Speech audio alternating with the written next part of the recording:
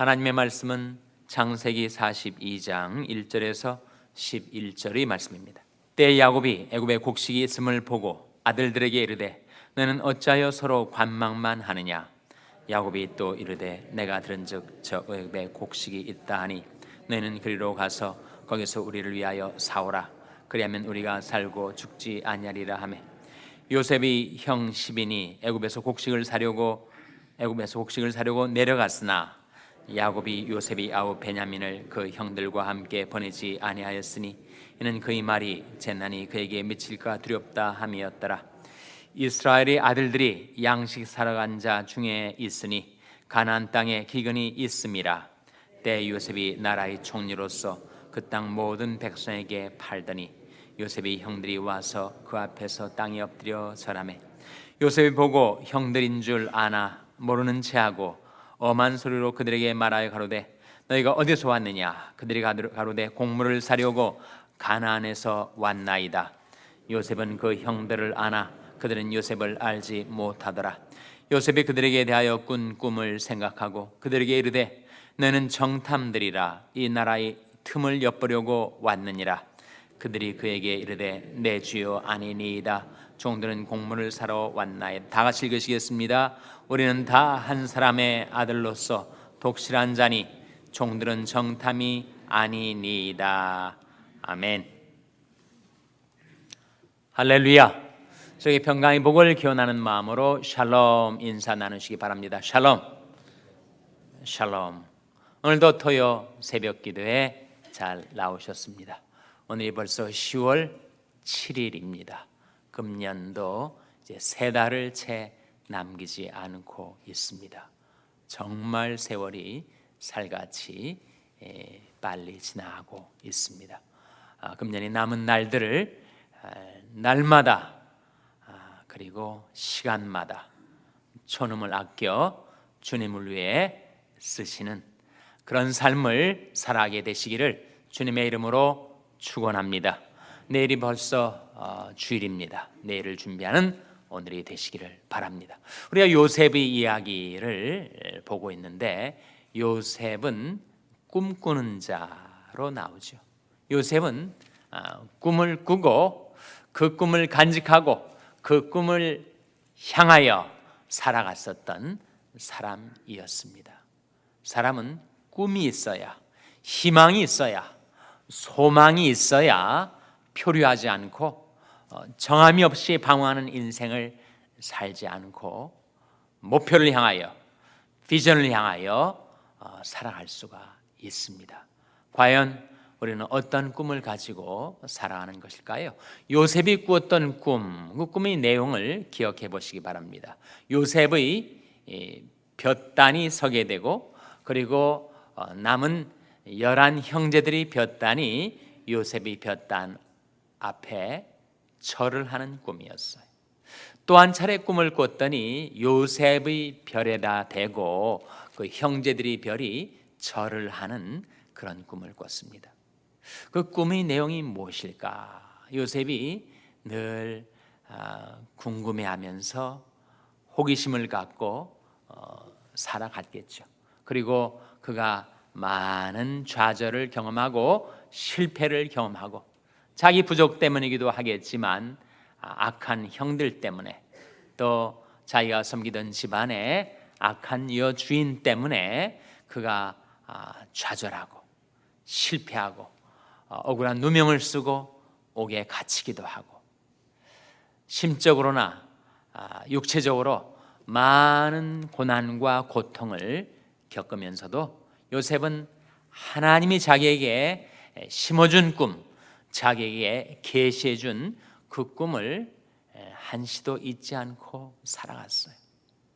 우여곡절 끝에 요셉은 애굽의 총리가 되었고 7년이 풍년이 지나고 7년이 흉년이 닥쳐오자 애굽 땅뿐만 아니라 아버지 야곱이 살던 가나안 땅에도 흉년과 기근이 임하게 된 것입니다. 먹을 양식이 떨어져 가니 야곱이 자기 아들들한테 시켰어요.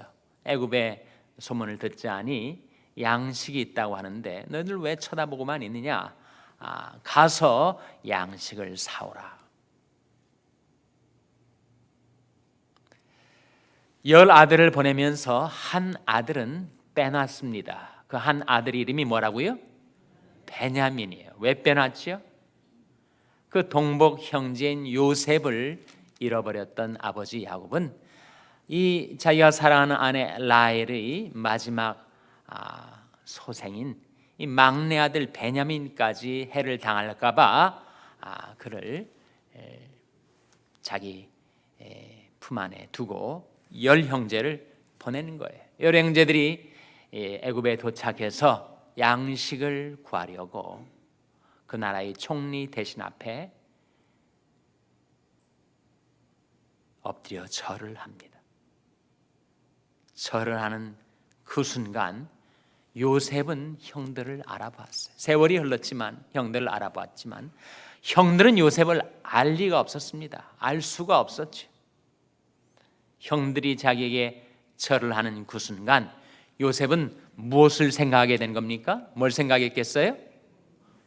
꿈을 생각했겠죠. 오늘 본 말씀 9절에 나옵니다. 창세기 42장 9절 말씀 같이 읽겠습니다. 9절 말씀 같이 읽습니다. 시작. 요셉이 그들에게 대하여 꾼 꿈을 생각하고 그들에게 이르되 너희는 정탐들이라 이 나라의 틈을 엿보려고 왔느니라. 형들이 자기 앞에 절을 하는 그 순간 요셉이 그들에게 대하여 꾼 꿈을 생각했습니다. 하나님이 내게 그런 꿈을 주셨더니 하나님이 이제서야 비로소 내게 계시해 준 그 꿈을 이루어 주시는구나. 몇 년 만에 이루어진 거죠? 근데 몇 년 만입니까? 몇 년 만이에요? 어떻게 알 수 있습니까? 성경에 복선처럼 깔려져 있는 그 기간을 셈할 수 있는 근거가 있습니다. 요셉이 몇 살 때 꿈을 꿨다고요? 17살 때 꿈을 꿨습니다. 몇 년 동안 고난의 세월을 겪다가 애굽의 총리 대신 되었다고요? 13년 동안에. 그러니까 애굽이 총리가 된 것이 요셉이 나이 몇 살 때라고요? 30세 때, 30살 때입니다. 그리고 나서 바로의 꿈을 해몽해 준 대로 7년이 풍년이 왔고 그 다음에 이제 흉년이 시작되면서 요셉이 형들이 요셉한테 와서 절을 했으니 전부 몇 년이 세월이 흐른 거예요? 20년 아닙니까? 13년이 고난의 세월과 7년이 풍년이 지난 다음에 이제 흉년이 시작됐으니 요셉에게 하나님께서 계시로 나타내 주신 그 꿈의 성취, 꿈의 실현이 20년 만에 이루어진 것이죠.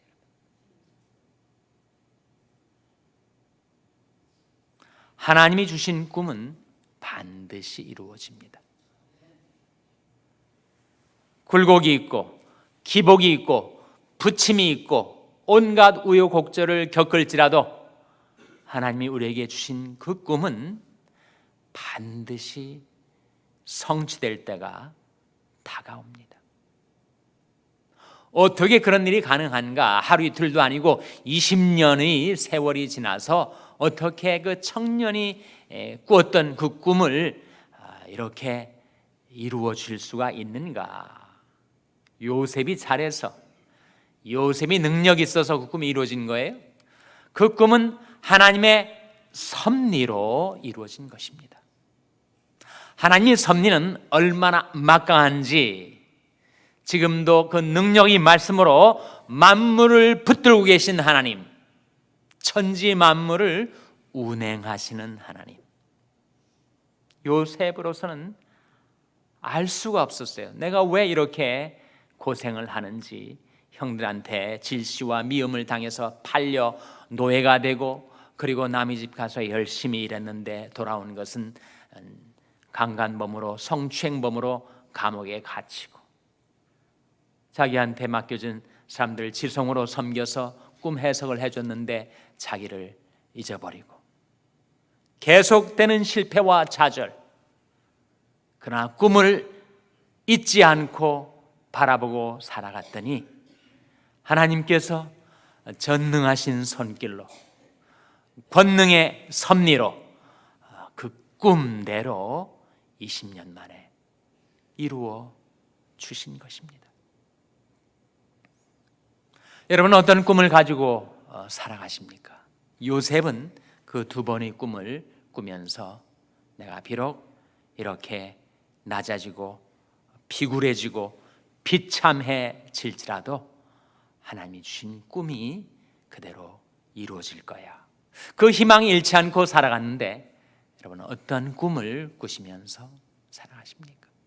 저 정년실에 제 친구, 지금은 한국에 있는데, 이 친구는 한번 꿈을 꿨더니 꿈에 온갖 악한 무리들이 자기를 집중적으로 공격을 하더래요.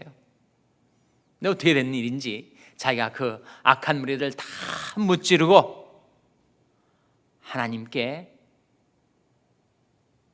경배를 드리는 것으로 꿈이 끝나더래요. 자기는 그 꿈을 늘 간직하고 살아간답니다. 자, 이 세상에서 여러 가지 어려운 일을 당할지라도 마침내 승리하여 하나님께 경배 드리게 될 것이다. 그것이 그가 꾸어 살아가는 꿈이에요.